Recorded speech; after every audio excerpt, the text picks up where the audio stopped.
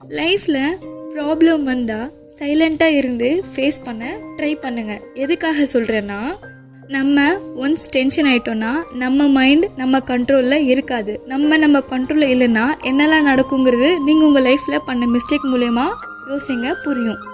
நம்மலாம் எப்படி தெரியுமாங்க, நிறைய விஷயத்த பேசி முடிச்சதுக்கப்புறம் உட்காந்து திங்க் பண்ணி நம்மளே ஹர்ட் பண்ணிப்போம். அந்த டைமில் நம்ம அமைதியாக இருந்திருக்கலாமே, எதுக்காக நம்ம தேவையில்லாமல் பேசணும் அப்படின்னு நம்மளை தான் நம்ம திரும்ப திரும்ப ஹர்ட் பண்ணிப்போமே தவிர நம்மளை ஹர்ட் பண்ணவங்கள கிடையாது.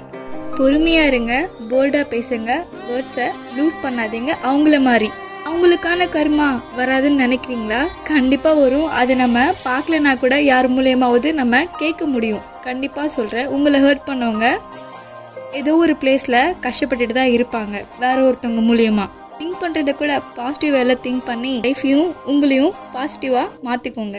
கொஞ்சம் திங்க் பண்ணுங்கள், புரியும். கஷ்டம்தான், ஆனால் லைஃப்பில் ட்ரை பண்ணுங்கள், புரியும்.